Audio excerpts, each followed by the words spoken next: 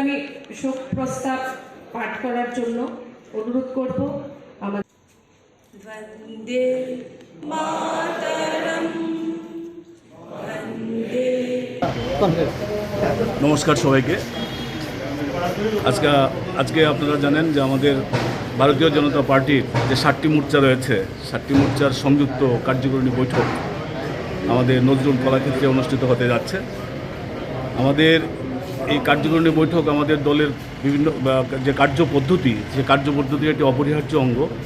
তারই অঙ্গ হিসাবে আমাদের প্রদেশ স্তরে যে কার্যকরী বৈঠক মোর্চাগুলির হয়ে থাকে, এইবার একটা সংযুক্ত আকারে হচ্ছে।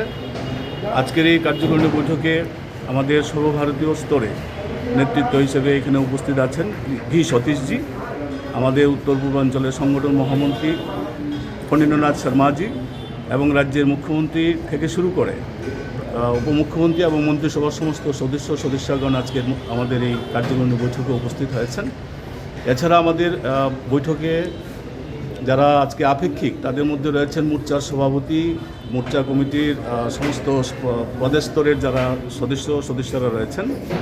এছাড়া আমাদের জেলা সভাপতি এবং জেলার 2 সাধারণ সম্পাদকও আজকের এই বৈঠকে আপেক্ষিক হিসাবে আছেন। আজকের এই কার্যকরী বৈঠক থেকে মূলত আমাদের বিগত দিনের সাংগঠনিক কাজকর্মের যেরকম বিচার বিশ্লেষণ হবে, তেমনি আগামী দিনে আমাদের একটি নির্দিষ্ট দিশা তৈরি হবে।